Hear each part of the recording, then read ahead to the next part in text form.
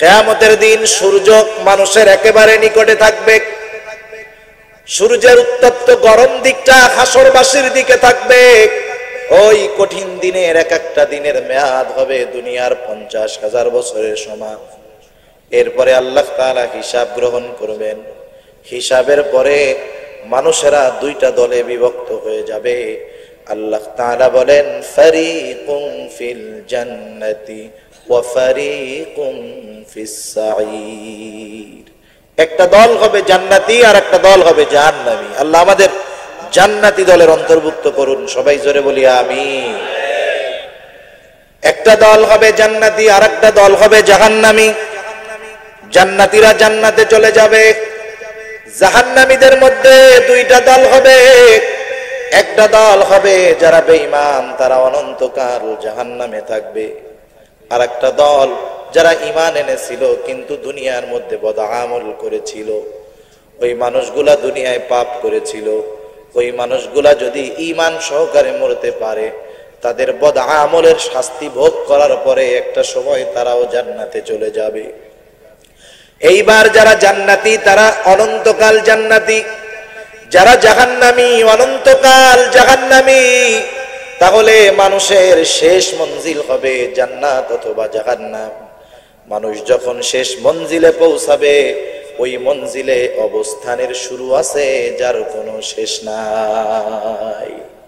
ফামান যুহজিহা আনিন নার ওয়া উদখিলাল জান্নাতা ফাকাদ ফাজ। আল্লাহ রাব্বুল আলামিন বলেন, যারা আগুন থেকে বাঁচলো তথা জাহান্নাম থেকে বেঁচে জান্নাতে প্রবেশ করলো, আল্লাহ রাব্বুল আলামিন বলেন ফাকাদ ফাজ, তারা সফল হয়ে গেল। তার মানে আল্লাহ রাব্বুল আলামিন সফল বললেন তাকে যে হলো জান্নাতি, আর ব্যর্থ বললেন তাকে যে হলো জাহান্নামী। তাহলে আমরা সফল না বিফল, এটার মূল রেজাল্ট পাওয়া যাবে দুনিয়ায় নয়, বরং কে সফল কে বিফল এটা নির্ধারিত হবে কিয়ামতের ময়দানে।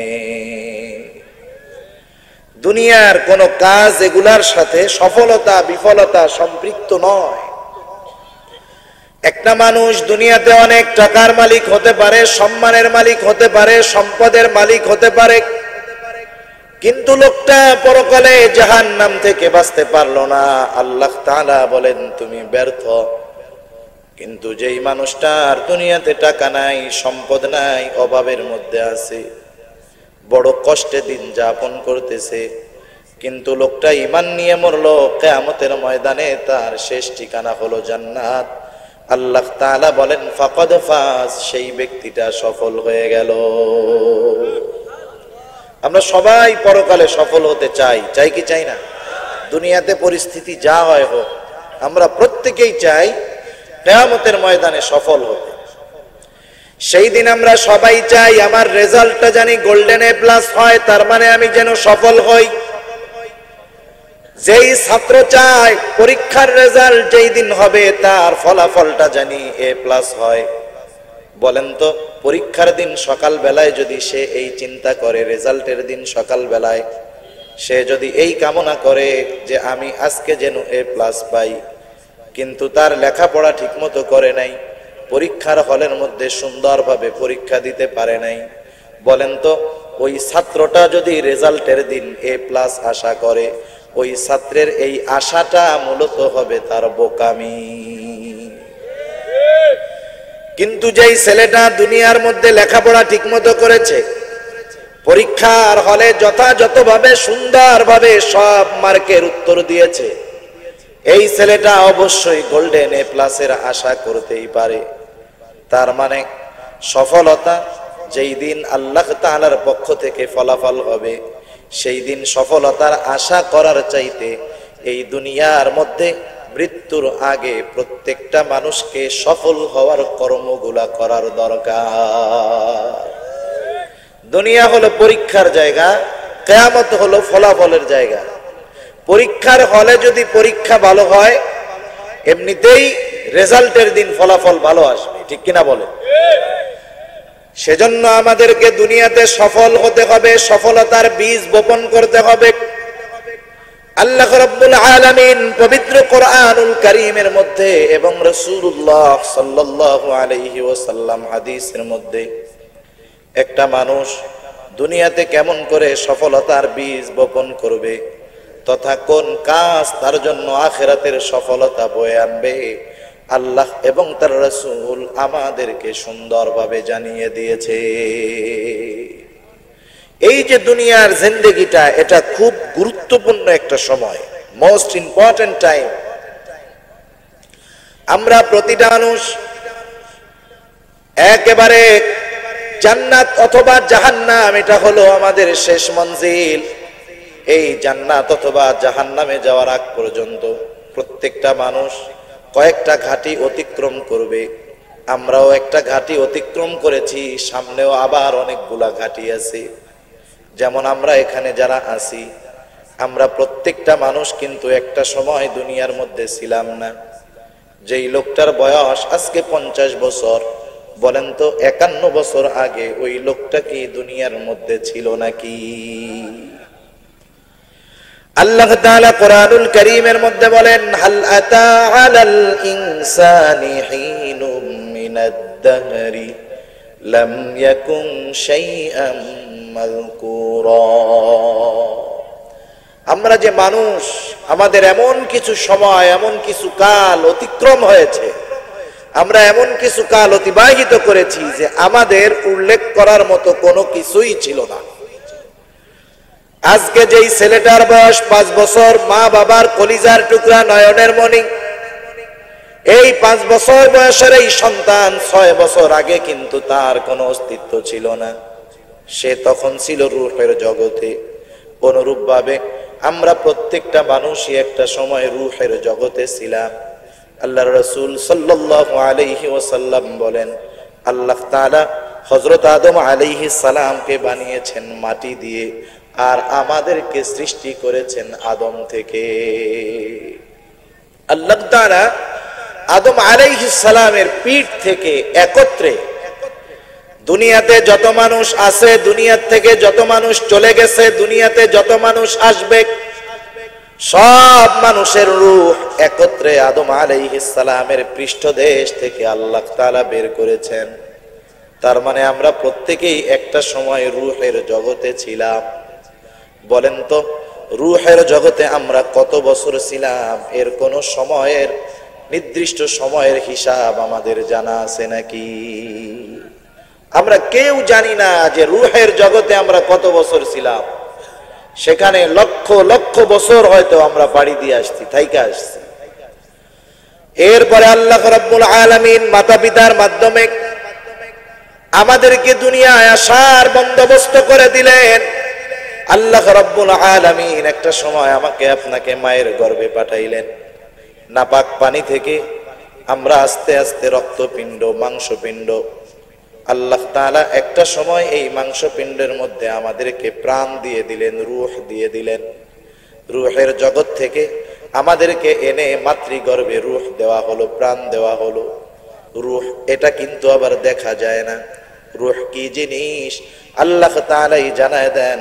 কাফেরেরা রাসূলুল্লাহ সাল্লাল্লাহু আলাইহি ওয়াসাল্লামকে রূহের ব্যাপারে প্রশ্ন করে। আল্লাহ তাআলা বলেন, ওয়ায়াসআলুনাকা আনির রূহ কুলির রূহু মিন আমরি রাব্বি ওয়ামা উতীতুম মিনাল ইলমি ইল্লা কলিলা। আল্লাহ রাব্বুল আলামিন বলেন, কাফেররা আপনাকে প্রশ্ন করে রূহ কি জিনিস। আপনি বলেন, কুলির রূহু মিন আমরি রাব্বি, রূহ হলো আমার রবের আদেশ। রূহ কি জিনিস এটা নিয়ে বেশি গবেষণা করার সুযোগ নাই, করার কোনো প্রয়োজন নাই। রূহের ব্যাপারে জ্ঞান আল্লাহ তাআলা আমাদেরকে কমই দিয়েছেন, কারণ এর পরপরই আল্লাহ তাআলা বলেন, ওয়ামা উতীতুম মিনাল ইলমি ইল্লা কলিলা। আল্লাহ তাআলা বলেন, তোমাদেরকে অতি সামান্য ইলম দেওয়া হয়েছে, অতি সামান্য জ্ঞান দেওয়া হয়েছে। সেজন্য মানুষের জ্ঞান দিয়ে স্রষ্টা এবং স্রষ্টার সব কিছুকে অনুধাবন করা বোঝা কোশ্চিন কালেও সম্ভব নয়। সেজন্য দেখবেন যেই মানুষেরা স্রষ্টাকে নিয়ে অতি গবেষণা করে, এই মানুষগুলো এক সময় খেই হারিয়ে ফেলে। ওই মানুষগুলো এক সময় নাস্তিক হয়, গবেষণা করতে করতে এক সময় বলে স্রষ্টা বলতে কোনো কিছুই নাই।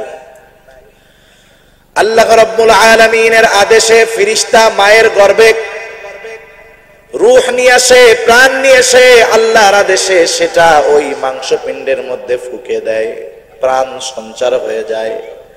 মায়ের পেটের মধ্যে এইবার নড়াচড়া শুরু হয়ে যায়।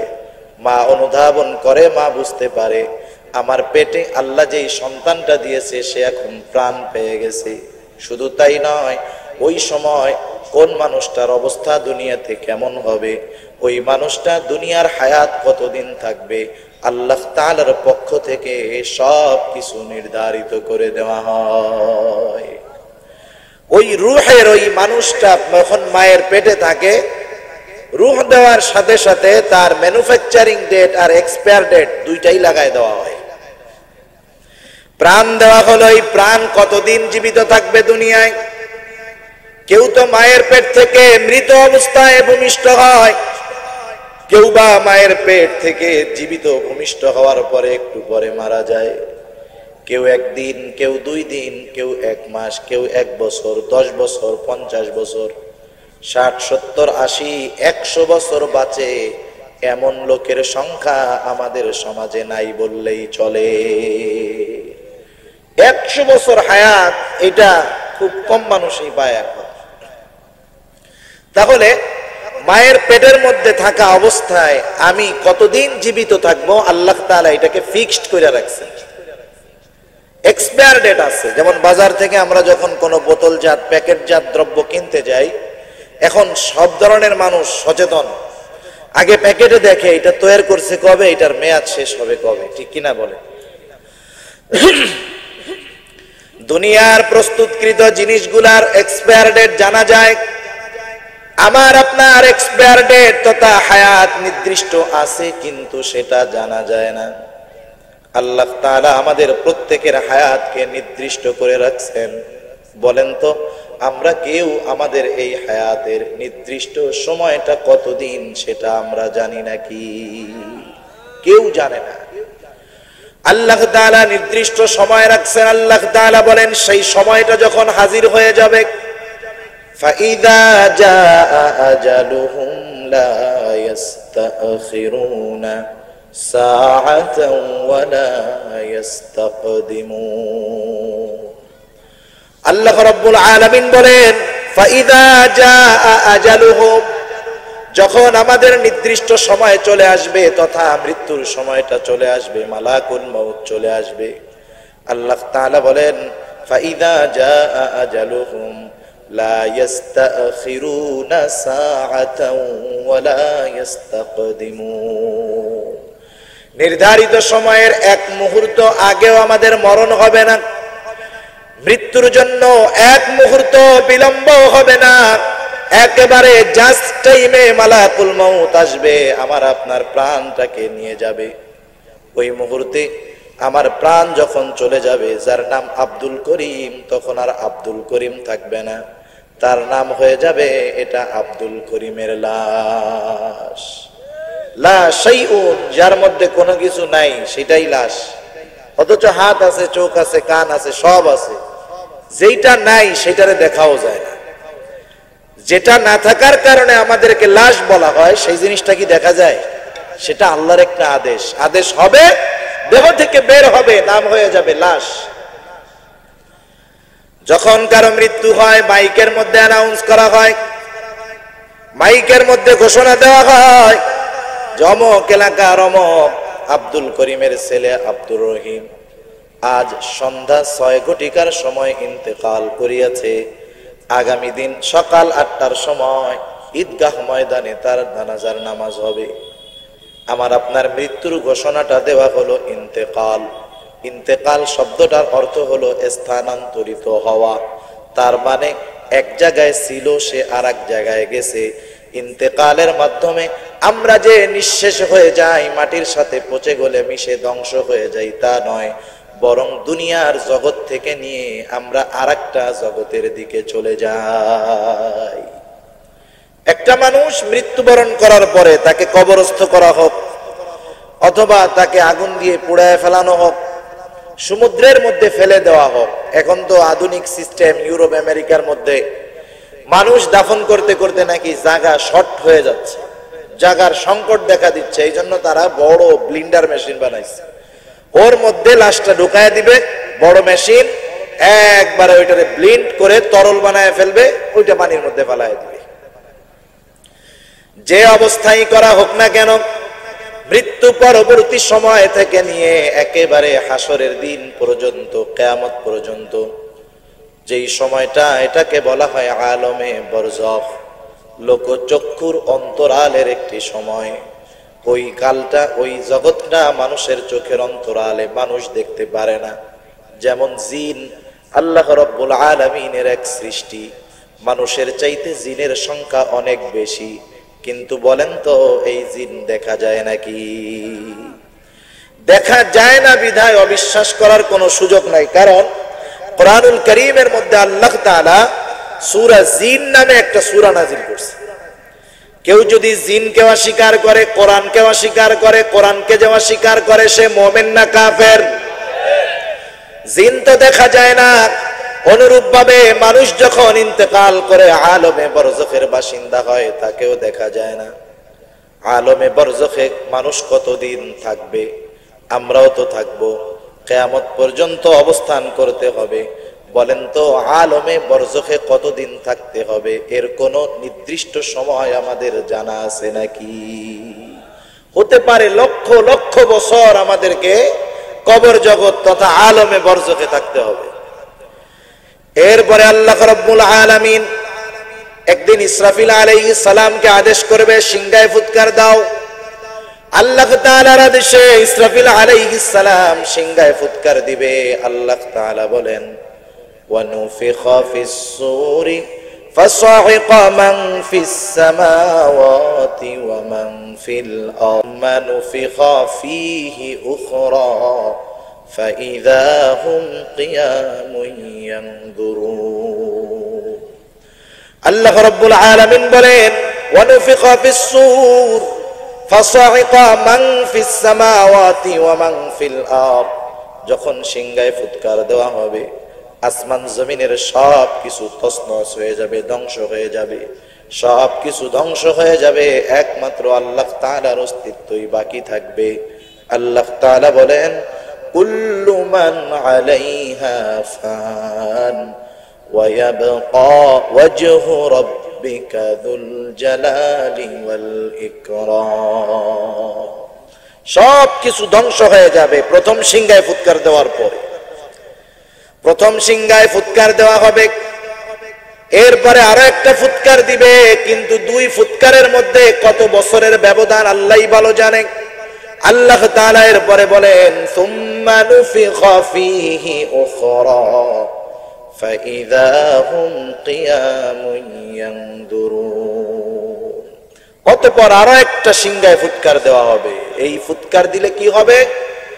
প্রত্যেকটা মানুষ যে যেখানে যাকে দাফন করা হয়েছে, যেখানে যাকে কবর দেওয়া হয়েছে, অপহরণ করে গুম করে যাকে যেখানে মাটিতে পুঁতে রাখা হয়েছে, প্রত্যেকে ওই নির্দিষ্ট জায়গা থেকে দাঁড়ায়া যাবে আর ডানে বামে তাকাতে থাকবে, কি হলো কি হলো। আল্লাহ তাআলা কোরআনুল কারীমের মধ্যে বলেন, আল্লাহ তাআলা বলেন, ইযা যুলজিলাতিল আরদু জিলজালাহা وأخرجت الأرض أثقالها وقال الإنسان ما لها।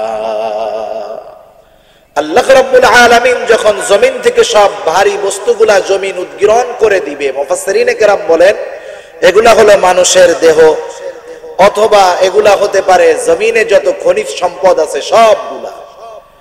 তখন মানুষেরাও তো উঠবে, তারা দেখবে আর বলবে, হায় রে এগুলা কি হলো কি হলো। আল্লাহ তাআলা কোরআনুল কারীমে আর এক জায়গায় বলেন, ওয়ানুফিখা ফিস সূরি ফাইযা হুম মিনাল আজদাসি ইলা রাব্বিহিম ইয়ানসিলুন। কিয়ামত তো অবশ্যম্ভাবী, কায়েম হবেই। কাফের, মুশরিক, নাস্তিক, মুরতাদ যারা কিয়ামতকে অস্বীকার করে, ওরা কিয়ামতের দিন অবাক হয়ে যাবে। কিয়ামতের ময়দানের বিভীষিকা এমন হবে যে যেই ব্যক্তি মৃত্যুর পরে তার কবরে আযাব হচ্ছিল, আলমে বরজখে আযাবের মধ্যে ছিল, কিয়ামতের ময়দানে সে যখন দণ্ডায়মান হবে, কিয়ামতের ময়দানের অবস্থা দেখে তার কবরে বা আলমে বরজখে সে যে আযাবের মধ্যে ছিল সে সেটা ভুলে যাবে। সুবহান। মানুষগুলা তাদের আযাবের কথা, কষ্টের কথা ভুলে যাবে। তখন তারা বলবে, ক্বালু ইয়া ওয়াইলানা মান বাআসানা মিন মারকাদিনা। তারা বলতে থাকবে, কে আমাদের স্থান থেকে আমাদেরকে জাগ্রত করলো, উঠায়া দিল। তখন ফেরেশতারা অথবা মুমিন বান্দারা জবাব দিবে, হাযা মা ওয়া'আদার রহমান ওয়া সাদাকাল মুরসালুন। তখন তারা বলবে, এটাই তো হলো সেই দিবস যেই দিবসের ওয়াদা আল্লাহ তাআলা করেছেন, তথা এটাই হলো সেই কিয়ামতের দিন। ঠিক কিনা বলেন? কিয়ামতের দিন শুরু হয়ে যাবে। কত বিশাল এই দিনের বিশালত্ব, কত বড়, কত বেশি। আল্লাহ তাআলা বলেন, ইয়াউমান কানা মিকদারুহু 50 আলফ সানা। কিয়ামতের এক একটা দিনের মেয়াদ দুনিয়ার 50,000 বছরের সমান হবে। আল্লাহু আকবার। এক একটা দিনের মেয়াদ হবে দুনিয়ার 50,000 বছরের সমান। সূর্য একেবারে নিকটে থাকবে। এখন তো দুনিয়া থেকে সূর্যের দূরত্ব হলো 9,30,00,000 মাইল দূরে সূর্য। সূর্যের আলো 9,30,00,000 মাইল দূর থেকে কিন্তু সরাসরি মানুষের গায়ে আসে না। আল্লাহ তাআলা পৃথিবীর বাইরে একটা ফিল্টার আমাদের জন্য রেখে দিয়েছেন, ছাঁকনি। ওই সূর্যের আলো ওই ছাঁকনি দ্বারা পরিশোধিত হয়ে যখন দুনিয়ার বুকে পদার্পণ করে, দুনিয়ার মধ্যে আসে, মানুষের গায়ে লাগে, ওই সূর্যের আলো মানুষের জন্য ক্ষতিকর থাকে না। আল্লাহ তাআলা ফিল্টারিং করে ওই সূর্যের আলোটাকে আমাদের জন্য ভিটামিন ডি বানায়া দেয়। এই সূর্যের আলো শীতের দিন তো আরাম লাগে, কিন্তু যখন গরমের দিন, গ্রীষ্মকালে খালি গায়ে দুপুর বেলা এই সূর্যের আলো সহ্য করা যায়? অথচ সূর্যের পরিপূর্ণ আলো এখনই আসে না। আবার সূর্যের ঠান্ডা দিকটা দুনিয়ার দিকে দেওয়া। কিয়ামতের দিন সূর্য মানুষের একেবারে নিকটে থাকবে। সূর্যের উত্তপ্ত গরম দিকটা হাসরবাসীর দিকে থাকবে। ওই কঠিন দিনের এক একটা দিনের মেয়াদ হবে দুনিয়ার 50,000 বছরের সমান। এরপরে আল্লাহ তাআলা হিসাব গ্রহণ করবেন। হিসাবের পরে মানুষেরা দুইটা দলে বিভক্ত হয়ে যাবে। আল্লাহ তাআলা বলেন, ফারিকুম ফিল জান্নাতি ওয়া ফারিকুম ফিস সাঈর। একটা দল হবে জান্নাতি আর একটা দল হবে জাহান্নামী। আল্লাহ আমাদের জান্নাতি দলের অন্তর্ভুক্ত করুন। সবাই জোরে বলি আমিন। একটা দল হবে জান্নাতি আর একটা দল হবে জাহান্নামী। জান্নাতীরা জান্নাতে চলে যাবে। জাহান্নামীদের মধ্যে দুইটা দল হবে। একটা দল হবে যারা বেঈমান, তারা অনন্তকাল জাহান্নামে থাকবে। আর একটা দল যারা ঈমান এনেছিল কিন্তু দুনিয়ার মধ্যে বদআমল করেছিল। ওই মানুষগুলা দুনিয়ায় পাপ করেছিল। ওই মানুষগুলা যদি ঈমান সহকারে মরতে পারে, তাদের বদআমলের শাস্তি ভোগ করার পরে একটা সময় তারাও জান্নাতে চলে যাবে।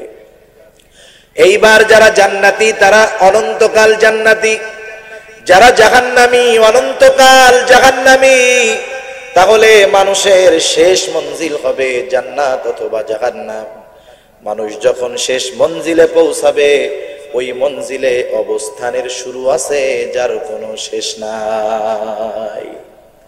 এই যে রূহের জগৎ থেকে নিয়ে এক একটা মঞ্জিল, এক একটা স্টেপ, এক একটা স্টেশন।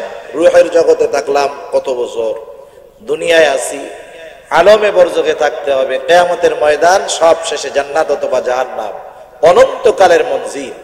বলেন তো, এই যে মঞ্জিলগুলা, ধাপগুলা, স্টেপগুলা, স্টেশনগুলা আমরা অতিক্রম করলাম, সবচাইতে কম সময় আমরা কোন জায়গায় থাকি? কথা বুঝতে পারছেন? তাহলে একটু জবাব দেন না। সবচাইতে কম সময় কোন জায়গায়? জোরে বলেন কোথায়? আপনারা কথার জবাব না দিলে তো আমার বুঝতে কষ্ট হবে যে আপনারা কথা বুঝতেছেন কিনা, কারণ আমি তো চোখ বুঝে ওয়াজ করতেছি না, বুঝেন নাই? চোখ বুঝে ওয়াজের সিস্টেম আর একটা, শ্রোতা বুঝুক আর না বুঝুক আমার কাম আমার করে যেতে হবে, কিন্তু আমি আপনাদেরকে বোঝানোর চেষ্টা করতেছি, আর আপনারা যদি বোঝেন তাইলে আমার পরবর্তী কথা বলে আমারও ভালো লাগবে, আপনারাও শুনলে বুঝতে পারবেন, আর আমরা যেটা বুঝতে পারি সেটা মানা আমল করা আমাদের জন্য সহজ হয়, ঠিক কিনা বলেন? তাহলে দুনিয়াতে আমরা অবস্থান করি সবচাইতে কম সময়, একেবারে কম সময়, অথচ এই দুনিয়ার কম সময়টা সবচাইতে মূল্যবান, কারণ এই দুনিয়ার সময়টাকে কাজে লাগিয়ে কেউ বা অনন্তকালের জান্নাতি, কেউ বা এই দুনিয়ার সময়টা আর অপব্যবহারের মাধ্যমে সে হয়ে যাবে অনন্তকালের জাহান্নামী। তাহলে সফলতা বিফলতা নির্ভর করে দুনিয়ার কর্মের উপর, ঠিক কিনা বলেন? সেজন্য আল্লাহ তাআলা দুনিয়ার মধ্যে আমাদেরকে কিছু কর্মের কথা বলে দিয়েছেন। ও মুমিনেরা, তোমরা যদি এই কর্মগুলা করো, তোমরা যদি এই আমলগুলা করো, তোমরা সফল মুমিন হয়ে যাবা। আল্লাহ তাআলা ওই কর্মগুলার কয়েকটা কর্ম সূরা আলে ইমরানের একেবারে শেষ আয়াতে বলেন, আল্লাহ বলেন, ইয়া আইয়ুহাল্লাযীনা আমানু, আল্লাহ তাআলা বলেন, হে ঈমানদারেরা, ইসবিরু, তোমরা সবর করো, ওয়াসাবিরু, সবরের উপরে অটল থাকো, ওয়ারাবিতু, সর্বদা জিহাদের জন্য প্রস্তুত থাকো, ওয়াত্তাকুল্লাহ, আল্লাহ তাআলাকে ভয় করো। আমরা যদি প্রশ্ন করি, আয় আল্লাহ, এই চারটা গুণের কেন গুণান্বিত হতে আমাদের বললেন, কেন এই চারটি বিষয়ের আদেশ আমাদেরকে করলেন, আল্লাহ তাআলা কেমন জানি আমাদের প্রশ্নের জবাব দিচ্ছেন, লাআল্লাকুম তুফলিহুন, ও মুমিন, তুমি এই চারটি গুণে গুণান্বিত হবা এই কারণে যাতে করে তুমি সফল মুমিন হতে পারো। সব মুমিন সফল মুমিন না, যেমন এক্সাম্পল বোঝানোর জন্য বলি আর কি, কাউকে ছোট করা উদ্দেশ্য না, বিষয়টা বোঝানোর জন্য। মনে করেন আমাদের দেশে অনেক চাকরি আছে, সচরাচর আমরা যাদের সামনে দেখি, আমরা পুলিশ ভাইদের দেখি যারা আইন শৃঙ্খলা নিয়ন্ত্রণে পরিশ্রম করে, পুলিশ ভাইয়েরা। কিছু পুলিশ আছে যারা রোদে বৃষ্টি ঝড়ে সব সময় আমাদেরকে কষ্ট করে রাস্তায় পাহারা দেয়, রাতের বেলায় টহল দেয় যাতে করে কোনো অকারেন্স অপরাধ না হয়, ওনারা টহল দেন, কনস্টেবল। আবার একই পুলিশ, উনি হলেন ডিআইজি, ডিআইজিও পুলিশ, রাস্তায় যিনি টহল দেন তিনিও পুলিশ। বলেন তো দুই পুলিশ কি এক নাকি? উভয়ে পুলিশ, কিন্তু উভয়ের মধ্যে তফাৎ আছে। একজন তো নন কমিশন, আরেকজন কমিশন অফিসার, যিনি ভিভিআইপি ফ্যাসিলিটি পান, উনিও পুলিশ, উনিও পুলিশ, তফাৎ আছে। অনুরূপ ভাবে সব মুমিন কিন্তু ভিভিআইপি মুমিন নয়, সব মুমিন কিন্তু সফল মুমিন নয়। আল্লাহ রাব্বুল আলামিন আমাদের প্রত্যেককে কিন্তু সফল মুমিন হতে বলেছে। আল্লাহ তাআলা বলেন, মুমিন এই চার গুণে গুণান্বিত হও, তাহলে তুমি সফল মুমিন হয়ে যাবে। এক নাম্বার গুণের কথা আল্লাহ তাআলা বললেন, ইসবিরু, মুমিন তুমি সবর করো। সবর, সবর বলতে আমরা বুঝি শুধু বিপদ আপদ মুসিবতেই সবর করতে হয়, কিন্তু আমাদের এই বুঝটা যথাযথ নয়। কারণ তাফসীরের মধ্যে মুফাসসিরিনে কেরাম বলেন, প্রসিদ্ধ যত তাফসীর আছে, বিশেষ করে উপমহাদেশে আমাদের কাছে প্রসিদ্ধ তাফসীর হলো তাফসীরে মাআরিফুল কোরআন। তাফসীরে মাআরিফুল কোরআনের মধ্যে উল্লেখ আছে সবরকে তিনটি শাখায় বিভক্ত করা হয়েছে। কয়টি শাখায়? তিনটি শাখায় সবরকে বিভক্ত করা হয়েছে। এক নাম্বার সবরের প্রকার হলো সবরুন আলা তাআত, দুই নাম্বার সবর হলো সবরুন আনিল মাসি, তিন নাম্বার সবর হলো সবরুন আনিল মাসায়েব। সবরের এক নাম্বার প্রকার হলো সবরুন আলা তাআত, আই সবরুন আলাল ইবাদাহ, কারণ আল্লাহ তাআলার আনুগত্য করা সেটাই হলো ইবাদত, ঠিক কিনা বলেন? তাহলে বোঝা গেল ইবাদত আনুগত্যের মধ্যেও সবর আছে। আমাদেরকে ইবাদতের মধ্যে সবর অর্জন করার দরকার। এখন প্রশ্ন হলো, ইবাদতের মধ্যে সবর এটা আবার কি জিনিস? অথবা ইবাদতের মধ্যে সবর কিভাবে অর্জন করা যায়? প্রথম উত্তর হলো, আমরা যদি কেউ আমাদের ইবাদতকে সবরওয়ালা ইবাদত করতে চাই, তাহলে আমাদের ইবাদতটা হতে হবে সুন্দর ইবাদত। কেমন ইবাদত হতে হবে বলেন তো? সুন্দর ইবাদত। সুন্দরের সংজ্ঞা কি? সুন্দরের সংজ্ঞা আমাদের কাছে একরকম, আল্লাহ তাআলার কাছে আরেক রকম। আমরা সুন্দর তো সেটাকেই বলি যেটা দেখলে আমাদের নয়ন জুড়িয়ে যায়, আমরা আত্মতৃপ্তি পাই, ভালো লাগে। কিন্তু আল্লাহ তাআলার কাছে সৌন্দর্যের সংজ্ঞা ওইটা নয়। দেখতে যে সুন্দর, এটাই যদি মূল সুন্দর হতো, তাহলে হযরতে বেলালের মতো কুদসি তার কেউ হতো না, ঠিক কিনা বলেন? বেলাল দেখতে যত সুন্দর হোক, কিন্তু আল্লাহর কাছে বেলাল অনেক সুন্দর। কারণ আল্লাহ রব্বুল আলামিনের কাছে সৌন্দর্য নির্ধারণ হয় অন্তরের মাধ্যমে। যার অন্তর সুন্দর, যার ইখলাস সুন্দর, আল্লাহর কাছে সেই সুন্দর। আল্লাহ তাআলা আমাদেরকে সুন্দর ইবাদত করতে বলছেন, অনেক ইবাদত করতে বলেছেন, বিষয়টা এমন নয়। আল্লাহ রাব্বুল আলামিন সূরা মুলকের মধ্যে বলেন, আল্লাযী খালাকাল মাউতা ওয়াল হায়াতা লিয়াবলুয়াকুম আইয়ুকুম আহসানু আমালা। আল্লাহ রাব্বুল আলামিন বলেন, তিনি আল্লাহ যিনি মউত এবং হায়াত, মরণ এবং জীবন, মৃত্যু এবং জীবনকে সৃষ্টি করেছেন। কেন? তিনি বলেন লিয়াবলুয়াকুম, তোমাদের পরীক্ষা নেওয়ার জন্য। কি পরীক্ষা? আল্লাহ তাআলা বলেন আইয়ুকুম আহসানু আমালা, তোমাদের মধ্যে কার আমল কত সুন্দর। আল্লাহ তাআলা মউত এবং হায়াতকে এই পরীক্ষা নেওয়ার জন্য সৃষ্টি করেছে। তাহলে আল্লাহ তাআলা সুন্দর ইবাদত চান। কেমন ইবাদত?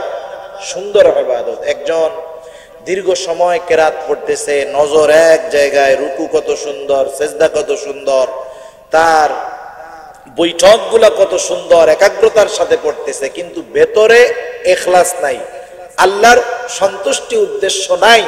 বলেন তো, এই নামাজ দেখতে যত সুন্দর হোক, আল্লাহর কাছে কোনো দাম আছে নাকি? কোনো দাম নাই। তাহলে আমাদের ইবাদত হতে হবে সুন্দর, সবরওয়ালা ইবাদত। রাসূলুল্লাহ সাল্লাল্লাহু আলাইহি ওয়াসাল্লাম জানায় দেন কেমন করে আমার আপনার ইবাদত সুন্দর হবে, ইখলাসওয়ালা হবে, সবরওয়ালা হবে। আল্লাহ তাআলা সৌন্দর্যের সংজ্ঞা নির্ধারণ করেছেন অন্তরের মাধ্যমে। এই জন্য নবী আমার বলেন, ইন্নাল্লাহা লা ইয়ানজুরু ইলা সুওয়ারিকুম ওয়ালাকিন ইয়ানজুরু ইলা কুলুবিকুম ওয়া নিয়্যাতিকুম। আল্লাহর নবী বলেন, নিশ্চয় আল্লাহ তাআলা তোমাদের কারো সূরত দেখেন না। আল্লাহ তাআলা দেখেন না কে কত সুন্দর। আল্লাহ তাআলা দেখেন না কে কত উচ্চ বংশীয় লোক। আল্লাহ তাআলা দেখেন না কার কত ডিগ্রি আছে। বরং আল্লাহ কি দেখেন? নবী আমার বলেন, ওয়ালাকিন ইয়ানজুরু ইলা কুলুবিকুম, বরং আল্লাহ তাআলা দেখে কার হৃদয়টা কত সুন্দর। অনেক সময় আমাদের সমাজের মধ্যে এরকম হয়, যদি কোনো সুন্দর মানুষ, ওর বদ খাসলাত থাকে, ওর সুনাম যদি কেউ মানুষের সামনে কয়, বলার পরে বলে ও দেখতে যত সুন্দর হোক, ওর অন্তরটা খুব খারাপ, ঠিক না? আবার একজন কালো মানুষ, কেউ যদি তার কথা বলে রে বেড়ে কালা, দেখতে ভালো লাগে না, কেমন অন্তর সুন্দর। পাশের একজন বলে, এই মিয়া চেহারা যত কালো হোক অন্তরটাও বালা, ঠিক কিনা বলে? গ্রামের প্রবাদ বাক্যে কি বলে? নদীর জল গোলাও ভালো, জাতের মেয়ে কালোও ভালো। তাহলে আমার আপনার ইবাদত যদি সুন্দর এবং ইখলাসওয়ালা করতে হয়, দুইটা জিনিস লাগবেই। কয়টা জিনিস? জোরে বলেন। এক নাম্বার যেটা লাগবে সেটার নাম হলো ইখলাস, নিয়তের পরিশুদ্ধতা। আল্লাহর নবী বলেন, আখলিস দীনাকা ইয়াকফিকাল আমালুল কলিল। তোমার ঈমান খাঁটি করো, অর্থাৎ তোমার নিয়তকে পরিশুদ্ধ করো, তোমার ইখলাস পরিশুদ্ধ করো, অল্প আমল নাজাতের জন্য যথেষ্ট হয়ে যাবে। ইখলাসের পরিশুদ্ধতা নাই, ইবাদত করলাম মানুষকে দেখানোর জন্য, ইবাদত করলাম মানুষের সন্তুষ্টি পাওয়ার জন্য, মানুষ জানি বাহবা দেয় এই জন্য, হজ করলাম মানুষে জানি আলহাজ বলে এই জন্য, দান করলাম মানুষে জানি দানবীর বলে, এই জন্য আমার আমল যদি এরকম হয়, মানুষকে দেখানোর উদ্দেশ্য হয়, আমার হজ যতবার হোক, আমার দান যত বড় হোক, আমার নামাজ যত বেশি হোক, আল্লাহ তাআলার কাছে ওই আমল গুলার কোনো দাম নাই। আমরা দুনিয়াতে যা আমল করি, ছোট হোক আর বড় হোক, সব আমল গুলা আল্লাহর সামনে হাজির করা হবে। আল্লাহ তাআলা বলেন, وَقَدِمْنَا إِلَى مَا عَمِلُوا مِنْ عَمَلٍ فَجَعَلْنَاهُ هَبَاءً مَنْثُورًا।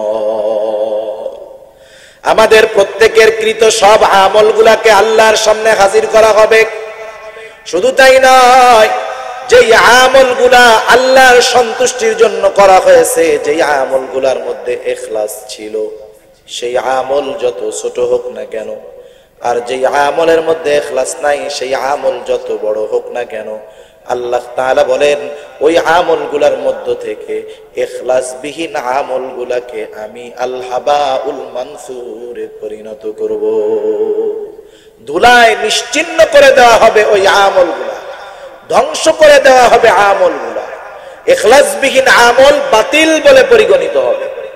বরং কি অবস্থা হবে, একটা মিসাল দেই। মনে করেন একজন মানুষ 1 লক্ষ টাকার একটা বান্ডিল, 1000 টাকার নোটের 1 লক্ষ টাকার একটা বান্ডিল নিয়ে ব্যাংকের মধ্যে গেল। সব টাকাগুলা নতুন।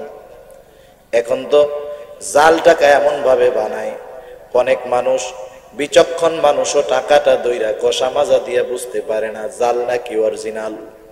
এমন সিস্টেম করে বানায়। 1 লক্ষ টাকা 1000 টাকার নোটের বান্ডিল নিয়ে ব্যাংকে গেল, সব টাকা এক। এই টাকাগুলার মধ্যে আছে 10টা জাল টাকা আর 90টা হলো আসল টাকা। এইবার ব্যাংকের ক্যাশিয়ারের কাছে যখন নিয়ে 1 লক্ষ টাকা জমা দেওয়া হলো, এখন টাকা গোনার জন্য ডিজিটাল মেশিন আছে। ক্যাশিয়ার সাহেব যখন 1 লক্ষ টাকার বান্ডিলটা মেশিনের মধ্যে দিবে, মেশিন টাকা গোনা শুরু করবে।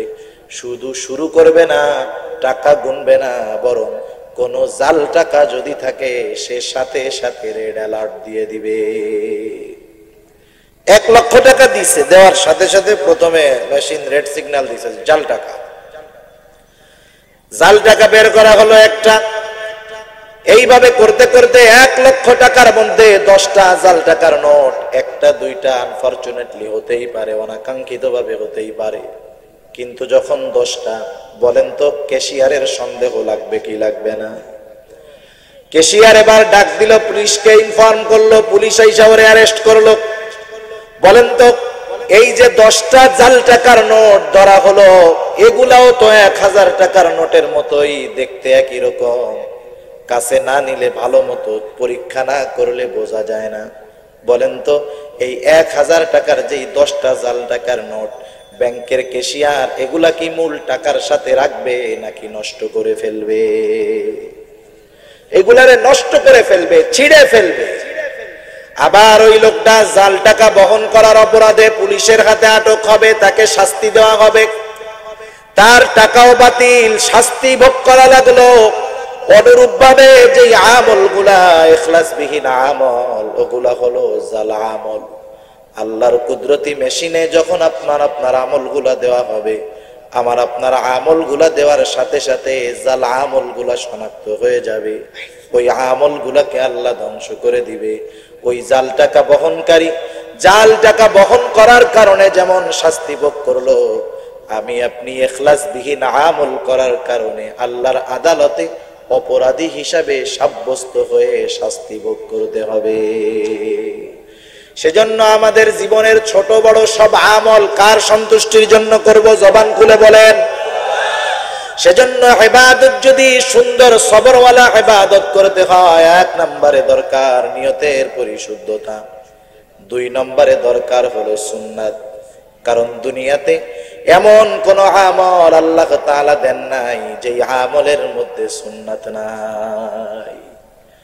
কোরআনুল কারীমের মধ্যে নামাজের কথা আছে 82 জায়গায়, কোরআনুল কারীমের মধ্যে হজের কথা আছে, কোরআনে যাকাতের কথা আছে। কিন্তু নামাজ কোন পদ্ধতিতে পড়তে হবে কোরআনের মধ্যে নাই।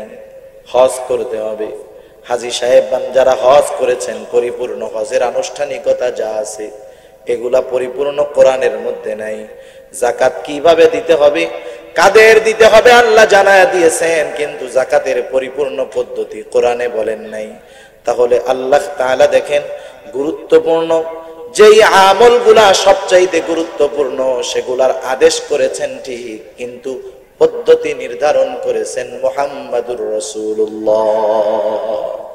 এজন্য আল্লাহর রাসূল বলেন, আল্লাহ তাআলা নামাজের আদেশ করেছে, নামাজ কিভাবে পড়বে নবী আমার বলেন, সাল্লু কামা রাআইতুমুনি উসাল্লি, নামাজ তোমরা আমাকে যেভাবে পড়তে দেখো সেভাবে পড়ো। হজের আদেশ আল্লাহ তাআলা করেছে, হজ কিভাবে করবা নবী আমার বলেন, খুদু আন্নি মানাসিকাকুম, তোমরা হজ ওইভাবে করো যেভাবে তোমরা আমাকে হজ করতে দেখো। তাহলে সুন্নাত বিহীন কোন আমল নাই। ফরজের মধ্যে সুন্নাত আছে, ওয়াজিবের মধ্যে সুন্নাত আছে, সুন্নাতের মধ্যে সুন্নাত আছে। শুধু তাই না, দুনিয়ার মধ্যে মুবাহ কাজ আছে, কিছু কাজ যেই কাজগুলা করলে সওয়াবও নাই গুনাহও নাই। কেউ যদি সারা জিন্দেগি ভাত না খায়, বলেন তো গুনাহ হবে নাকি? ভাত না খাইলে গুনাহ হবে? পানি না খাইলে গুনাহ হবে? বাথরুমে না গেলে গুনাহ হবে? গেলে কি অনেক সওয়াব হবে? কিছুই হবে না। কিন্তু এই দুনিয়ার কাজগুলা যদি কেউ যদি সুন্নাত পদ্ধতিতে করে, তার সওয়াবের অভাব হবে না। দৈনন্দিন যেই কাজগুলো আমরা করি প্রতিনিয়ত পদে পদে, প্রত্যেকটা কাজের মধ্যে আল্লাহর রাসূলের সুন্নাত আছে। যেমন প্রতিদিন সকাল বেলায় উঠে আমরা হাজত সারি, বাথরুমে যাই। কোন মানুষ যদি সকাল বেলায় ঘুম থেকে উঠে নিয়ত করে নামাজের মধ্যে জানি ডিস্টার্ব না হয়, এই জন্য সুন্দর মতো বাথরুম করে ওযু করে এরপরে মসজিদে যাব, এই নিয়তটা করে মাথার মধ্যে টুপি লাগিয়ে অথবা একটা গামছা দিয়ে কাপড় দিয়ে মাথাটারে ঢাইকা নিল, এরপরে বাথরুমে ঢোকার আগে বাথরুমে ঢোকার দোয়া পড়লো, বাম পা দিয়ে বাথরুমের মধ্যে প্রবেশ করলো, এইবার বাথরুমের মধ্যে বৈশা সুন্দর মতো বাথরুম করলো, টিস্যু ঢিলা যা ব্যবহার করার দরকার করলো, পানি খরচ করলো, এইবার বাথরুম থেকে ডান পা দিয়ে বের হলো, দোয়া পড়লো, ওযু করলো। এই যে বাথরুম, সে যদি বাথরুম করতো তাতেও কোনো সওয়াব ছিল না, না করলেও কোনো গুনাহ ছিল না। কিন্তু শুধু নিয়তটারে ঠিক করে রাসূলুল্লাহ সাল্লাল্লাহু আলাইহি ওয়াসাল্লামের পদ্ধতিতে বাথরুম করার কারণে এই দুনিয়ার বাথরুম করার কাজটাও তার জন্য সওয়াবের কারণ হয়ে গেল। যেখানে দুনিয়ার কাজ এখানেও সুন্নাত আছে, সেখানে আল্লাহ তাআলা তার আদেশের মধ্যে সুন্নাত রাখেন নাই, এটা হতেই পারে না। কারণ আল্লাহ তাআলা কোরআনুল কারীমের মধ্যে আমাদেরকে আদেশ করেন, কুল আতিউল্লাহ ওয়া আতিউর রাসূল, আল্লাহ তাআলা বলেন, আপনি বলেন তোমরা আল্লাহর আনুগত্য করো, তার রাসূলের আনুগত্য করো। আমরা যদি প্রশ্ন করি, আয় আল্লাহ, যাকে দেখা যায় তার আনুগত্য করা যায়, কিন্তু আপনি আল্লাহকে তো আমরা কোনোদিন দেখি নাই, কেমন করে আপনার আনুগত্য করব? আল্লাহ তাআলা বলেন, শোনো, মাইয়ুতিইর রাসূল ফাকাদ আতা আল্লাহ। সুবহানাল্লাহ। আল্লাহ তাআলা বলেন, যে আমার রাসূলের আনুগত্য করলো সে আমি আল্লাহর আনুগত্য করলো। তার মানে দুনিয়ার কোনো আমল নাই যেটা সুন্নাত বিহীন, প্রত্যেকটা আমল সুন্নাত। ফজরের ফরজ নামাজ যেমন ফরজ, ওইটা কিন্তু তেমন সুন্নাত। সেজন্য প্রতিটা আমলের মধ্যে যদি দুইটা জিনিস থাকে, এক নম্বর ইখলাস তথা আল্লাহর সন্তুষ্টি, দুই নম্বর সুন্নাত তথা রাসূলুল্লাহর পদ্ধতি, প্রত্যেকটা আমলে যখন এই দুইটা জিনিস থাকবে, ওই আমল হয়ে যাবে সুন্দর সবরওয়ালা আমল। আল্লাহ আমাদের প্রত্যেকটা আমলের মধ্যে এই দুইটা জিনিস যথাযথভাবে রাখার তৌফিক দান করুক, সবাই বলি আমিন। এটা হলো সবরের প্রথম প্রকার অর্জনের পদ্ধতি, কথা বুঝতেছেন?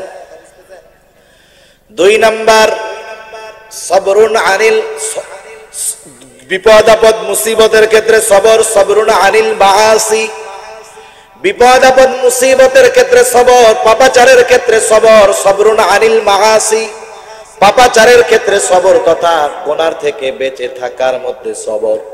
সবরের একটা প্রকার হলো গুনার থেকে বেঁচে থাকা। কিন্তু এখন তো এমন একটা জামানা চলতেছে, একটা সময় গুনাহ করা মানুষের জন্য কঠিন ছিল, আর এখন মানুষের জন্য গুনার থেকে বেঁচে থাকা কঠিন। এক সময় মানুষ গুনাহ করার জন্য গুনার কাছে যাইতো, এখন মানুষের গুনাহ করার জন্য গুনার কাছে যাওয়া লাগে না, বরং মানুষ পকেটে পকেটে গুনাহ নিয়ে ঘুরতে পারে। ঠিক কিনা বলো?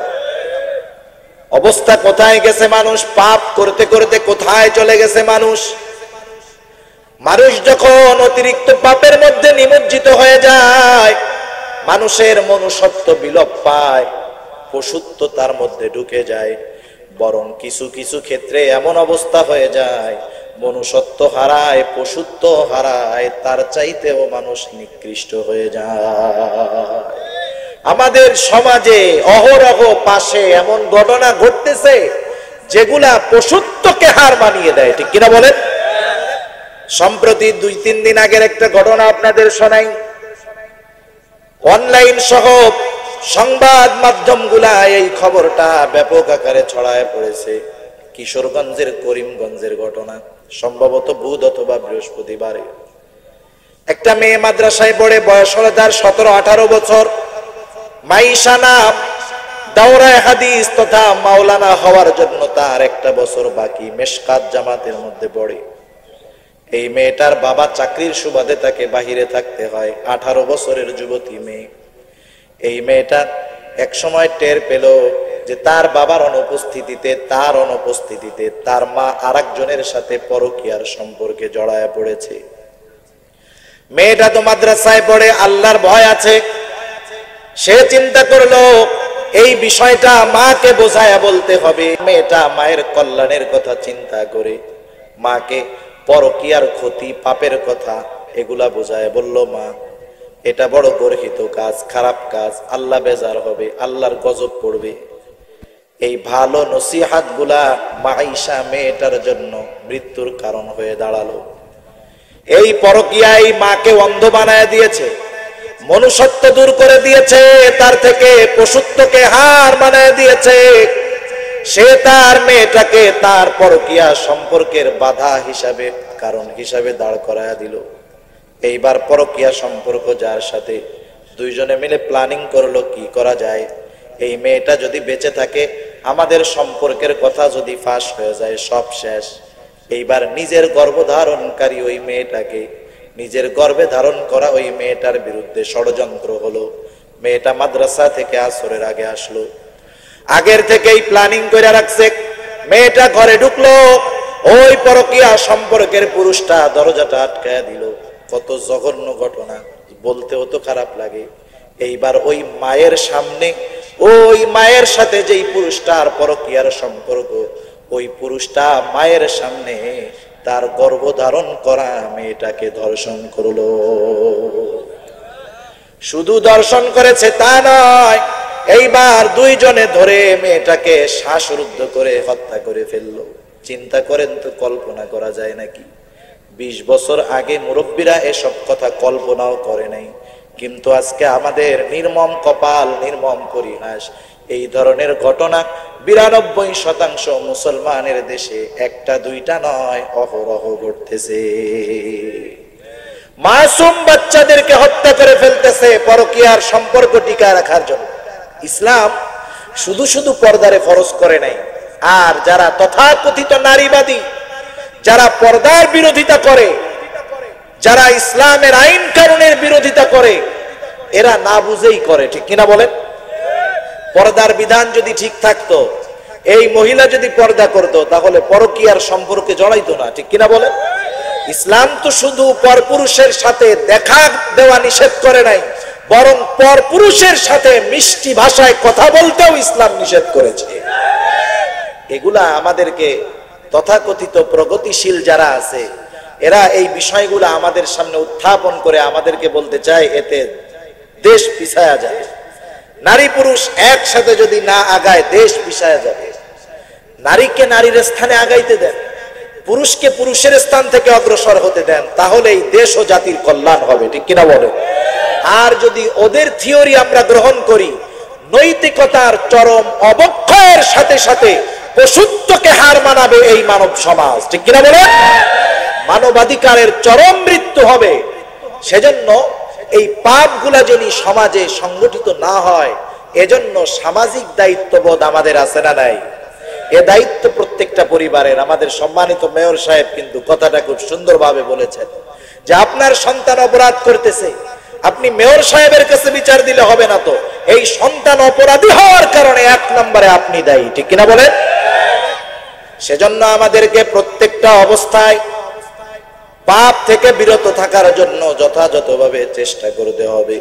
পাপ থেকে বেঁচে থাকাও অন্যতম সবর। তাহলে সময় যাচ্ছে, দুনিয়াতে পাপ বাড়ে না কমে? জোরে বলেন। অপরাধ বাড়ে না কমে?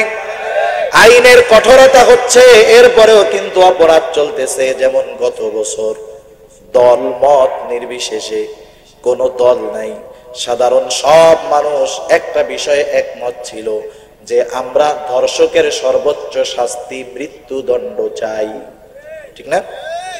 সবাই একসাথে আমরা আন্দোলন করছি। এটা কোনো রাজনৈতিক ফাংশন ছিল না, সব সাধারণ মানুষ।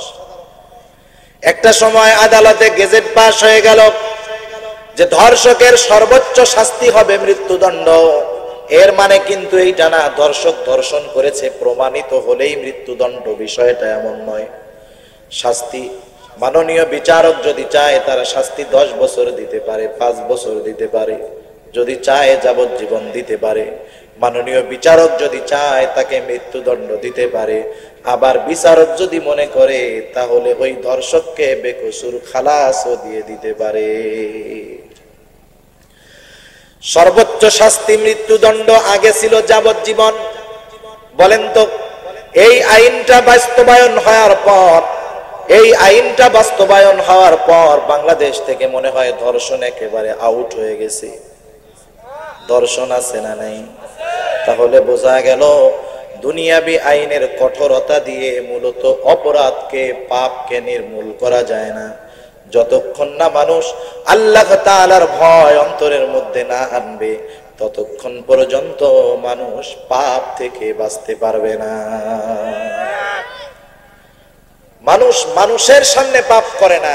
মনে করেন যেই ছেলেটাই টিজিং করে, ওই ছেলের সাথে যদি ওর বাবা থাকে আর ওই ছেলের সামনে দিয়ে যদি বিশ্ব সুন্দরীও হেঁটে যায়, বাপ সাথে থাকার কারণে ওই ছেলে কি টিজিং করবে নাকি? ও তো তখন একেবারে পীরে কামেল, মোরশেদে মোকাম্মেল, চেহারাটাই উপরের দিকে উঠাবে না, নিচের দিকে রেখে দিবে, এরকম তাকাবে না, ইপটিজিং করবে না। এর কারণ হলো যে সাথে তার কে আছে? আব্বা আছে, এই জন্য আব্বা দেখে ফেলবে। আবার একটা অপরাধ করতেছে, বিড়ি খাইতেছে, যখন দেখবে পাশের বাড়ির আব্দুল করিম চাচা আসতেছে, আস্তে বিড়িটা ফালায়া দৌড় দিয়া যায়, সালাম দিবে, আসসালামু আলাইকুম চাচা, ভালো আছেন? একটু আগে খাইতেছিল বিড়ি, কিন্তু চাচাকে দেখে ভদ্র হয়ে গেল। তার মানে চাচার ভয়ে বিড়ি খাওয়ার যেই খারাপ কাজটা সেটা সে করলো না। আবার অনেক জায়গায় অপরাধ করতে যায়, দেখে প্রশাসনের লোক, অপরাধ করে না। আবার কত জায়গায় অপরাধ করতে যায়, দেখে সিসি ক্যামেরা লাগানো, আস্তে কইরা সিসি ক্যামেরা দেখে সরে চলে আসে, ঠিক কিনা বলেন? এইভাবে সিসি ক্যামেরার ভয়, প্রশাসনের ভয়, মানুষ দেখে ফেলবে তাদের ভয়, আমরা গুনাহ করি না, পাপ করি না।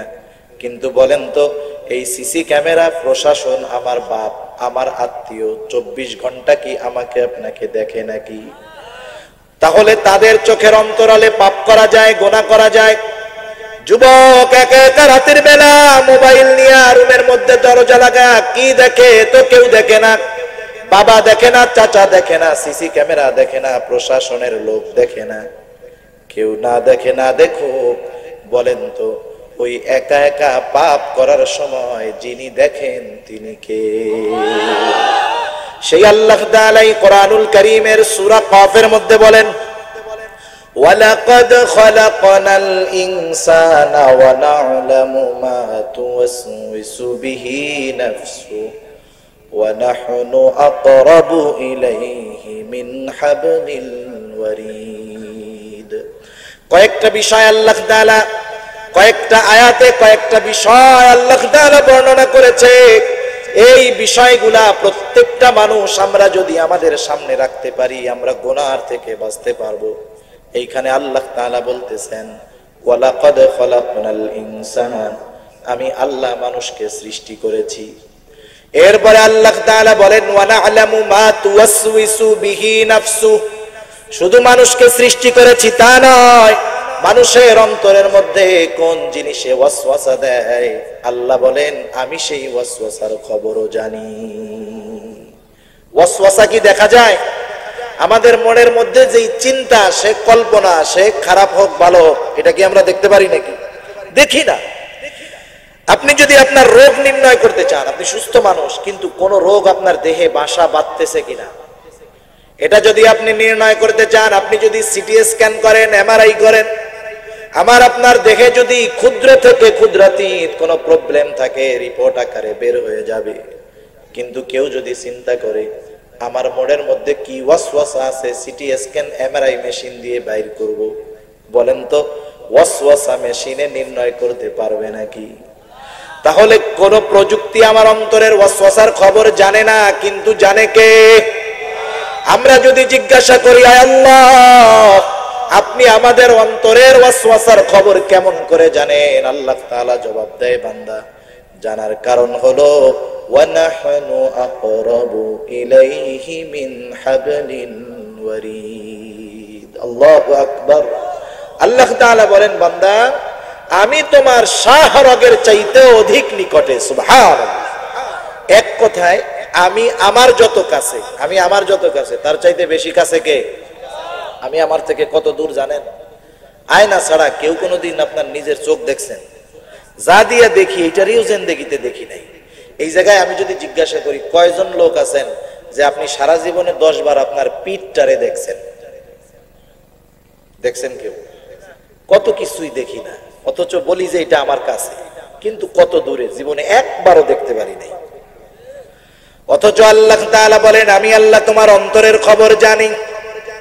যেই আল্লাহ অন্তরের ওয়াসওয়াসার খবর জানে, সেই আল্লাহ রাতের বেলা একাকী রুমের মধ্যে মনে হয় দেখে না। সেই আল্লাহ সর্বহালতে আমাকে আপনাকে দেখে। শুধু আল্লাহ দেখেন তা নয়, আল্লাহ বলেন বান্দা তোমার সাথে 3 জন স্পেশাল ফেরেশতা আমি নিযুক্ত করে রাখছি। এই 3 জন ফেরেশতা তুমি যখন বালেগ হও, তোমার সাথে এই 3 জন ডিউটি করা শুরু করে, আর তোমার যখন মৃত্যু হয় তারা তখন তাদের ডিউটি শেষ করে। এর আগে এক মুহূর্তের জন্য তোমার থেকে ওই 3 জন ফেরেশতা আলাদা হয় না।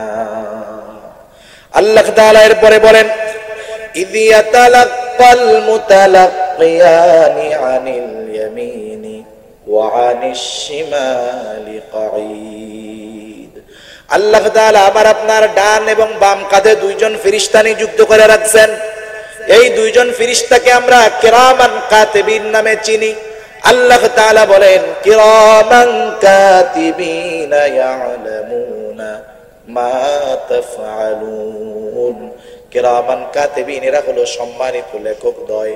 আল্লাহ তাআলা বলেন সম্মানিত লেখকদ্বয় জানে তোমরা কি আমল করো। এই 2 জন ফেরেশতা শুধু জানে তা নয়, বরং আমরা যা আমল করি তা লেখাও রাখে।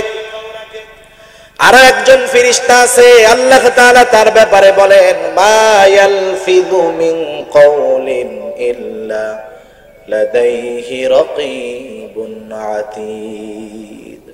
আল্লাহ তাআলা বলেন একজন সদা তৎপর ফেরেশতা তোমাদের সাথে আছে, যে তোমাদের কথাগুলোকে রেকর্ড করে। তাহলে আমরা যে কথাগুলা বলি, কথাগুলা রেকর্ড হয়। দুনিয়ার মেমোরিতে যদি রেকর্ড হয়, মুছে ফেলানো যায়, ফরম্যাট দেওয়া যায়, কিন্তু ফেরেশতা যা রেকর্ড করতেছে মুছার কোনো সুযোগ আছে নাকি? আমাদের আমলগুলা ফেরেশতা জানতেছে, লিখতেছে, দেখতেছে, আবার আমার কথাগুলো রেকর্ড হইতেছে। আমি আপনি যদি এই চিন্তা করতাম, দুনিয়ার কেউ যদি আমাকে এই খবর দেয় যে মাওলানা সাহেব আপনার গতিবিধি কিন্তু গভর্নমেন্ট নজরাদির মধ্যে রাখছে, আপনি কি বলেন? সবগুলা আপনার ফোন কিন্তু ট্র্যাক করা আছে, আপনি কোথায় যান, কি করেন, সব কিন্তু গোয়েন্দা লাগানো আছে। বলেন তো যার ব্যাপারে এই খবর দেওয়া হবে, সে তার কাজ এবং কথাবার্তার মধ্যে সর্বোচ্চ সতর্কতা অবলম্বন করবে কি করবে না? সে সতর্ক থাকবে বলার ক্ষেত্রে যে আমার কোনো কথা এমন না হয় যেই কথায় আমি ফেঁসে যাই, আমার কোনো কাজ এমন না হয় যেই কাজের কারণে আমি বিপদে পড়ে যাই। সর্বোচ্চ সতর্কতা অবলম্বন করবে। অথচ আল্লাহ তাআলা জানায় দিলেন বান্দা আমি দেখতেছি, আমি জানতেছি 2 জন ফেরেশতা তোমার সাথে আছে, জেনা করো, চুরি করো, এই তিনজন ফেরেশতা জানে, দেখে, তোমার কথাগুলা রেকর্ড করে। আমি যদি সর্ব অবস্থায় এটাকে সামনে রাখতে পারি যে আমার কথা রেকর্ড হয়, আমার কাজ লিপিবদ্ধ হয়, আল্লাহর কসম, যে কোরআনের প্রতি বিশ্বাস রাখে, আল্লাহর প্রতি বিশ্বাস রাখে, এই চিন্তা তাকে সকল প্রকার পাপ অনাচার থেকে বেঁচে থাকতে সাহায্য করবে। তাহলে গুনার থেকে বেঁচে থাকা এটাও একটা সবর। এই কথাগুলো সামনে রাখলে আমরা গুনার থেকে বাঁচতে পারবো। সবরের 3 নম্বর প্রকার, আর অল্প সময়ের মধ্যে ছেড়ে দিব ইনশাআল্লাহ। সবরের 3 নম্বর প্রকার হলো সবরুন আনিল মাসায়েব, বিপদ আপদ মুসিবতের ক্ষেত্রে সবর। দুনিয়ার মধ্যে এমন কোন মানুষ নাই যার বিপদ আপদ মুসিবতের সম্মুখীন হতে হয় নাই। বিপদ আপদ মুসিবত এটা আল্লাহর তরফ থেকে পরীক্ষা। আমরা মনে করি বিপদ আপদ মুসিবতই যে শুধু পরীক্ষা, তা নয়। আল্লাহ তাআলা যাকে সম্মান দিয়েছেন, সম্পদ দিয়েছেন, ইজ্জত দিয়েছেন, সুস্থতা দিয়েছেন, এটাও কিন্তু আল্লাহর তরফ থেকে পরীক্ষা।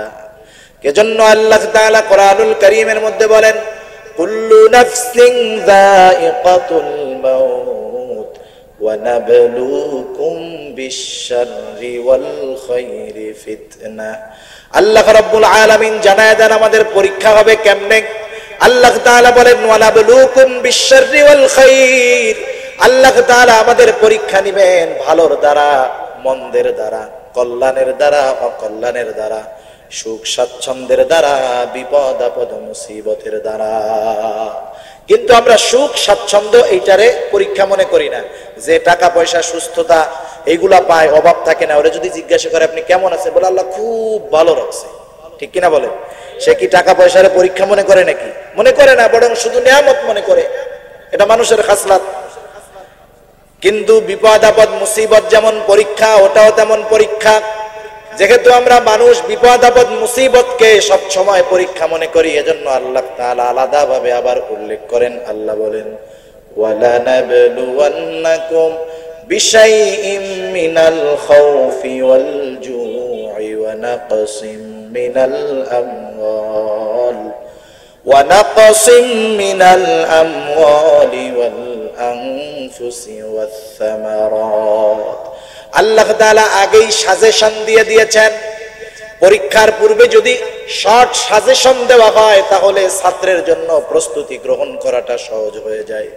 অনুরূপ আল্লাহ তাআলা আমাদেরকে শর্ট সাজেশন দিয়েছেন। আল্লাহ তাআলা বলেন, বান্দা আমি অবশ্যই অবশ্যই তোমাদের পরীক্ষা নিব। ওয়ালা নাবলুওয়ান্নাকুম, আমরা জিজ্ঞাসা করলাম, আয় আল্লাহ পরীক্ষা নিবেন কেমনে, কোন পদ্ধতিতে?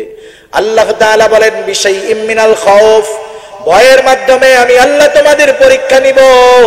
ওয়াল জু', ক্ষুধা তথা অভাবের মাধ্যমে আমি আল্লাহ তোমাদের পরীক্ষা নিব। ওয়া নাকসিম মিনাল আমওয়াল, আমি আল্লাহ তোমাদের মালের লসের মাধ্যমে পরীক্ষা নিব। ওয়াল আনফুস, জানের ক্ষতির মাধ্যমে আমি আল্লাহ পরীক্ষা নিব। ওয়াস সামারাত, ফসলের ক্ষতির মাধ্যমে আমি আল্লাহ তাআলা তোমাদের পরীক্ষা নিব। তাহলে এই ধরনের বিষয়গুলা আসলে বুঝতে হবে পরীক্ষা আসছে কার তরফ থেকে। আমরা ঈমানের 6টি ভিত্তির একটি ভিত্তির ব্যাপারে জেনেছি। বিষয়গুলোর উপরে আমরা ঈমান এনেছি যে ওয়াল কদরি খাইরিহি ওয়া শাররিহি মিনাল্লাহি তাআলা, তাকদীরের ভালো মন্দ তথা গোটা জিন্দেগীর যত কল্যাণ অকল্যাণ সব কার তরফ থেকে আসে। এটা ঈমানের মৌলিক ভিত্তির একটি ভিত্তি। তাহলে বিপদ দেন আল্লাহ, বিপদ থেকে উদ্ধার করেন কে? সেই আল্লাহই বলতেছে, বান্দা তুমি যখন কোন পরীক্ষার সম্মুখীন হয়ে যাবা, বিপদ আপদ মুসিবতে তোমার যখন সাহায্যের প্রয়োজন হবে, তুমি কি করবা? আল্লাহ তাআলা ঈমানদারকে ডাক দিয়ে বলেন, ইয়া আইয়ুহাল্লাযীনা আমানুস্তাঈনু বিস-সাবরি ওয়াস-সালাহ। আল্লাহ তাআলা বলেন, হে ঈমানদারেরা, তোমাদের সাহায্যের প্রয়োজন। ইস্তাঈনু, আমি আল্লাহর কাছে তোমরা সাহায্য চাও। কেমন করে সাহায্য চাইবা? আল্লাহ বলেন 2টা পদ্ধতি অবলম্বনের মাধ্যমে। বিস-সাবরি ওয়াস-সালাহ, সবর এবং সালাতের মাধ্যমে। আমি যদি এই জায়গায় আলোচনাটা আর একটু লম্বা করি তাহলে ঝামেলা হয়ে যাবে, অনেক সময় লেগে যাবে। শুধু এতটুকু মনে রাখি, সবর এবং সালাতের মাধ্যমে। আর একটু কথা না বললেই নয়, কেন আল্লাহ তাআলা এই 2টা বিষয়ের কথা উল্লেখ করলেন? একটু বুঝার দরকার আছে। কষ্ট হচ্ছে আপনাদের? অল্প সময়। একটা মানুষ যখন বিপদে পড়ছে, একটা মানুষ যখন বিপদে পড়ছে, বিপদে পড়লে সাহায্যের দরকার আছে না? একজন অসুস্থ হয়েছে, অসুস্থ হলেই সে যে ঘরে বসে থাকবে, কোনো ট্রিটমেন্ট করবে না, বিষয়টা এমন না। কারণ আল্লাহ রাসূল বলছে, তোমরা যদি অসুস্থ হও চিকিৎসা গ্রহণ করো। তাহলে চিকিৎসা গ্রহণ করা এটা কিন্তু সবরের বহির্ভূত নয়। এমন চিকিৎসা গ্রহণ না করা যেটা শরীয়তের সাথে সাংঘর্ষিক হয়ে যায়, এমন চিকিৎসা গ্রহণ করা যাবে না। চিকিৎসা গ্রহণ করা এটা সবরের বহির্ভূত কোনো বিষয় নয়। মনে করেন একটা ছেলে, সে হসপিটালের মধ্যে গভীর রাত্রে নফল নামাজ পড়ে আল্লাহর কাছে দোয়া করে, কান্নাকাটি করে। আর একজন গিয়ে জিজ্ঞাসা করলো, যুবক হে, তুমি এত রাত্রে নামাজ পড়ে দোয়া করো, কান্নাকাটি করো কেন? যুবকটা বলল, ভাই, আমার বাবাকে অপারেশন থিয়েটারের মধ্যে ঢুকায় আসছি, আপনিও একটু আল্লাহর কাছে দোয়া কইরেন যাতে করে আল্লাহ তাআলা অপারেশনটা সাকসেসফুল করে দেয়। এই জায়গার বিষয়টা হলো, অপারেশন কি আল্লাহ করতেছে নাকি? অপারেশন করে কে? ডাক্তার। ওইখানে আসবাব আছে, ওষুধ আছে, অনেক কিছু আছে। অথচ ছেলেটা দোয়া চাইলো কি? আল্লাহর কাছে দোয়া করলো কি আল্লাহ অপারেশনটা সাকসেস করে দেন। এটাই ঈমান, এটাই সবর। সুবহানাল্লাহ। আমরা বিপদের ক্ষেত্রে সাহায্যের মুখাপেক্ষী হব, কিন্তু ভরসা রাখবো কার উপরে? এটাই সবর। আর সালাতের মাধ্যমে আল্লাহ তাআলার কাছে আমরা বলবো আমাদের অভিযোগ, আমাদের চাওয়া সব কিছু আল্লাহর কাছে বলবো। যেই মুমিন এই দুইটা জিনিসের সমন্বয়ে বিপদ আপদ মুসিবতের মধ্যে রাখে, আল্লাহ তাআলা এই মুমিনকে এবার আর মুমিন ডাক দেন নাই। আল্লাহ তাআলা প্রথমে ডাকছে কি, হে ঈমানদারেরা, সবর এবং সালাতের মাধ্যমে সাহায্য চাও। এরপর আল্লাহ বলতেছে, এই কথা বলেন নাই আল্লাহ যে ইন্নাল্লাহা মাআল মুমিনিন, আল্লাহ বলছেন ইন্নাল্লাহা মাআস সাবিরিন। আল্লাহ তাআলা মুমিনকে একটা ডিগ্রি দিয়ে দিলেন, উপাধি দিয়ে দিলেন। আল্লাহ মুমিনকে উপাধি দিলেন সবের। তার মানে যেই মুমিন সবর এবং সালাতের মাধ্যমে আল্লাহর কাছে সাহায্য চায়, সেই মুমিন শুধু মুমিন নয়, ওই মুমিন হলো সবের মুমিন। সুবহানাল্লাহ। আর যারা সবের মুমিন, বিপদ আপদ মুসিবতে যেই মুমিন সবরের পরিচয় দেয়, তার ব্যাপারে আল্লাহ তাআলা বলেন ওয়াবাশশিরিস সাবিরিন, আপনি ধৈর্যশীল বান্দাদেরকে সুসংবাদ জানায়া দেন। এবার ধৈর্যশীল বান্দা কারা? এদের তো প্রাইমারি কিছু আলামত আছে, প্রাইমারি আলামত আছে, প্রাথমিক আলামত আছে। প্রাথমিক আলামতটা কি? কারাম সবের মুমিন। সুসংবাদ কাদের জন্য? আল্লাহ তাআলা বলেন আল্লাযীনা ইযা আসাবাতহুম মুসিবা ক্বালু ইন্না লিল্লাহি ওয়া ইন্না ইলাইহি রাজিউন। আল্লাহ তাআলা বলেন সুসংবাদ ওই সমস্ত ধৈর্যশীল মুমিনদের জন্য যারা যখন বিপদ আপদ মুসিবতে পতিত হয়, তাদের উপরে যখন কোনো বিপদ আসে, মুসিবত আসে, তারা আল্লাহকে ভুলে যায় না, বরং বিপদে পড়ার সাথে সাথে তারা বলে ইন্না লিল্লাহি ওয়া ইন্না ইলাইহি রাজিউন। গ্রামের সাধারণ মানুষ অনেকে বোঝে না। কেউ যদি ছোট্ট বিপদে ইন্না লিল্লাহি ওয়া ইন্না ইলাইহি রাজিউন পড়ে, সাথে সাথে কয় এই কে মারা গেছে রে, মনে করে এটা মানুষ মারা যাওয়ার দোয়া, মানুষ মরার দোয়া। বিষয়টা তা নয়। ছোট বড় সব বিপদে এই দোয়া পড়তে হবে। আল্লাহ শিখায় দিয়েছে। কে শিখায় দিয়েছে? সাথে সাথে আল্লাহর রাসূল আরো একটা দোয়া শিখায় দিয়েছেন। সহিহ মুসলিমের বর্ণনা, আল্লাহর নবী বলেন যখন কোন মুমিন বিপদ আপদ মুসিবতে পতিত হবে, সে পড়বে ইন্না লিল্লাহি ওয়া ইন্না ইলাইহি রাজিউন। আল্লাহুম্মা আজুরনি ফি মুসিবাতি ওয়া আখলুফ লি খায়রাম মিনহা। ইন্না লিল্লাহি ওয়া ইন্না ইলাইহি রাজিউন। নিশ্চয় আমরা আল্লাহর জন্য, আবার আল্লাহর কাছে আমরা ফিরে যাব। আল্লাহুম্মা আজুরনি ফি মুসিবাতি, এই দুআর মাধ্যমে বলা হয় আল্লাহ, আমি যেই বিপদে যেই মুসিবতে পতিত হয়েছি সেটার থেকে আপনি আমারে বাঁচান।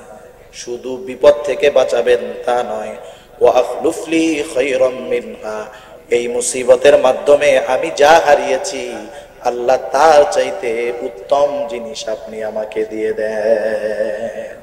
100% ইখলাসের সাথে এই আমল যদি কেউ করতে পারে আল্লাহ রাব্বুল আলামিন তার দোয়া কবুল করে বিপদের মাধ্যমে যা হারাইছে তার চাইতে উত্তমটা তাকে আল্লাহ তাআলা দিবে। সুবহানাল্লাহ। যে কোনো আমল কবুল হওয়ার জন্য ইখলাস দরকার, কিছু শর্ত আছে, এগুলো যদি ঠিক থাকে তাহলে আমাদের দোয়াগুলো কবুল হবে। এরপরে আল্লাহ তাআলা যে সংবাদটা দিয়েছেন, সংবাদটা কি? আল্লাহ তাআলা সবের মুমিনদেরকে সৎ পথের পথিক হিসাবে অভিহিত করেছেন। আল্লাহ তাআলা সবের মুমিনদের ব্যাপারে বলেন, উলাইকা আলাইহিম সালাওয়াতুম মির রাব্বিহিম ওয়া রাহমাহ। কোন মানুষ যদি সিরাতে মুস্তাকিমের উপরে থাকতে চায়, কোন মানুষ যদি সৎ পথের উপরে থাকতে চায়, দুইটা জিনিস তার দরকার। এক নম্বর দরকার আল্লাহ তাআলার অনুগ্রহ, দুই নম্বর দরকার হলো আল্লাহর দয়া রহমত। আল্লাহ তাআলা বলেন সবের মুমিন তার জন্য রয়েছে তাদের রবের পক্ষ থেকে বিশেষ অনুগ্রহ আর রহমত। আর আল্লাহ তাআলা এই দুই ফ্যাসিলিটি পাওয়া সবের মুমিনের কথাই বলেন, উলাইকা হুমুল মুহতাদুন। আর এই মুমিনরাই হলো সৎপথ প্রাপ্ত মুমিন। তাহলে সবর, এটা হলো সফলতার প্রথম গুণ। এরপরে আল্লাহ তাআলা বলেন, ইসবিরু ওয়া সাবিরু, তোমরা সবর করবা, একদিন দুই দিন করবা এমনটা নয়, বরং সাবিরু, সবরের উপরে তোমরা অটল থাকবা, এটা দ্বিতীয় গুণ। অরাবিতু, সর্বদা জিহাদের জন্য প্রস্তুত থাকবা, তৃতীয় গুণ। ওয়াত্তাকুল্লাহ, আল্লাহ তাআলাকে ভয় করবা। তাহলে কি হবে? আল্লাহ তাআলা বলেন, লাআল্লাকুম তুফলিহুন, এই গুণগুলা এই জন্য অর্জন করবা যাতে তোমরা সফল মুমিন হতে পারো।